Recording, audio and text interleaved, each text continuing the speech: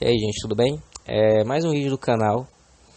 E inicialmente vou pedir a compreensão de vocês porque eu tô com uma baita crise alérgica, então é muito provável que eu espirre no vídeo. Mas e mesmo assim eu decidi fazer o vídeo pro canal. E é um vídeo bem diferente do que é habitual de se fazer pro canal, né? O canal é bem novo de certa forma, apesar de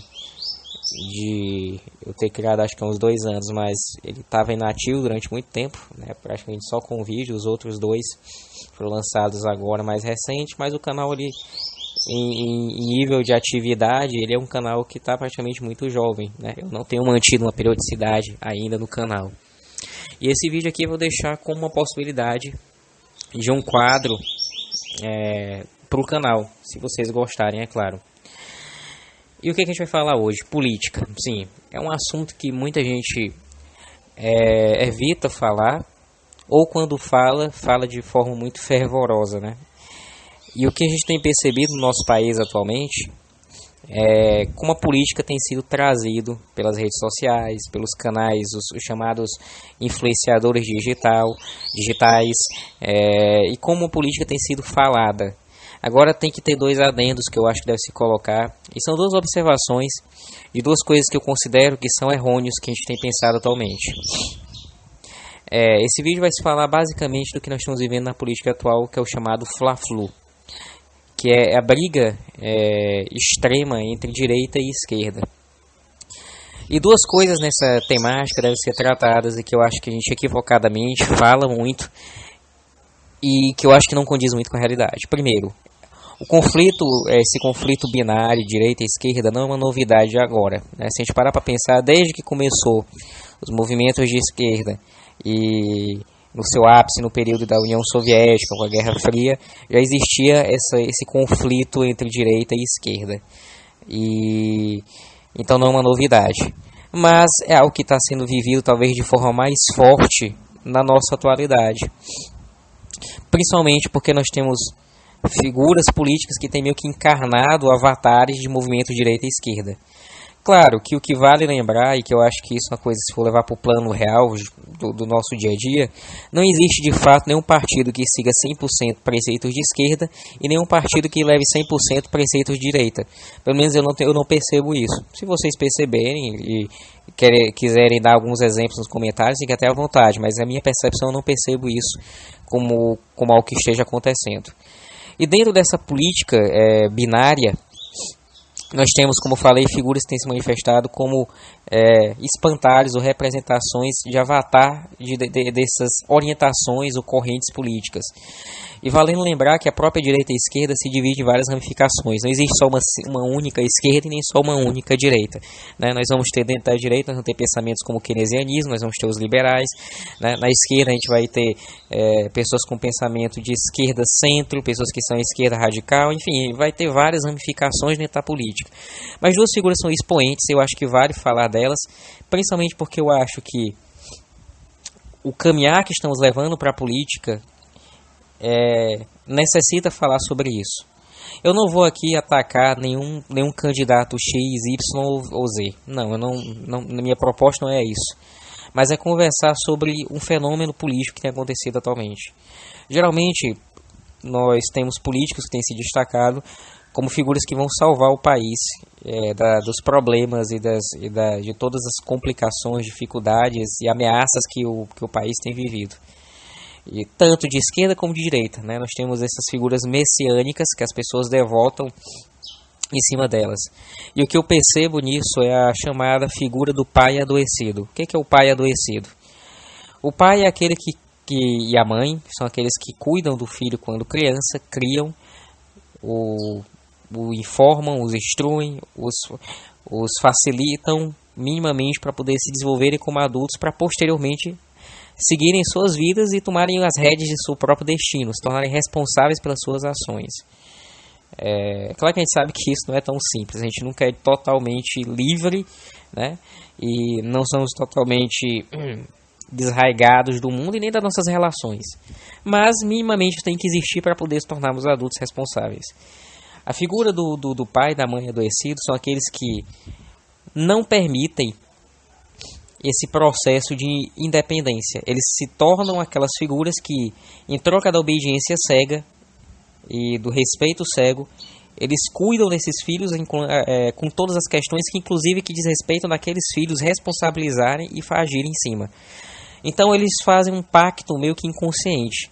Vocês se tornam filhos obedientes e nós, em troca, vamos sanar todos os problemas e necessidades que vocês tiverem. Vocês não vão precisar fazer nada por vocês. E na política, essa figura, de forma macro, tem se manifestado muito forte. São figuras políticas que se manifestam como que vão resolver todos os problemas da nação, sem deixar nenhuma dificuldade, nenhum conflito, nenhuma necessidade, para a parte de nós, como sujeitos, agirmos. E nós sabemos que, na verdade, a política não se resume somente a um presidente, né? Política, na verdade, ela é formada por um corpo. É um corpo estruturado. E que vai desde o presidente até os vereadores. E por último, chegando, pasme, a vocês e a mim. Isso é o corpo político. Essa é a estrutura política. Mas é muito sedutor não ter a necessidade de se colocar nesta posição. Ou se colocar de forma falseada. É uma responsabilidade terceirizada. Eu me digo ser responsável pelas minhas ações, mas a partir de uma devoção que eu tenho com uma determinada figura. Então, se eu sou devoto deste sujeito, a minha responsabilidade passa pelo crivo dos desejos e do que ele me ordenar a fazer. Então, necessariamente, não se torno tão responsável assim. Mas mantenho a falsa imagem de responsabilidade e independência.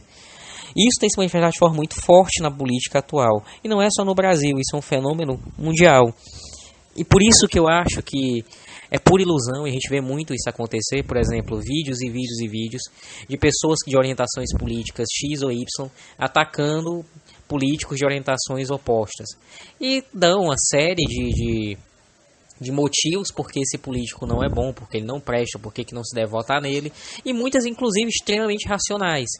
Mas, independente dele dar todos esses benditos motivos de que porque você não deve votar em fulano A ou fulano B, as células de sectos daquele político, eles cagam para isso. Eles vão geralmente para aquele vídeo para xingar o youtuber que fez isso, ou seja lá qual for a pessoa que tenha feito o vídeo, xingar, ofender, ameaçar muitas vezes. Quer dizer, é como, de certa forma, não tocasse de forma nenhuma ou não trouxesse nenhuma reflexão àquele sujeito para pensar de uma forma diferente daquela que ele pensa anterior. E por que eu acho que isso acaba acontecendo? Na minha concepção é porque, na verdade, isso na verdade não sou eu que trago isso. Na verdade tem um... Eu acho que é Lippmann, eu não estou lembrado muito bem o nome dele, e se não me engano ele era um economista americano ou publicitário. Eu não estou realmente muito bem lembrado. Mas ele diz que o grande erro que as pessoas cometem é considerar a política, os movimentos políticos, como racionais. Eles são puramente afeto, emoção. Todos os nossos desejos, projeções, fantasias e medos se manifestam na política. Então, o bom político, segundo ele, seria aquele que conseguisse melhor manipular essas necessidades e desejos. E nós vemos isso de forma, seja que os políticos conheçam essa teoria ou não, direto ou indiretamente fazendo isso, não é mesmo?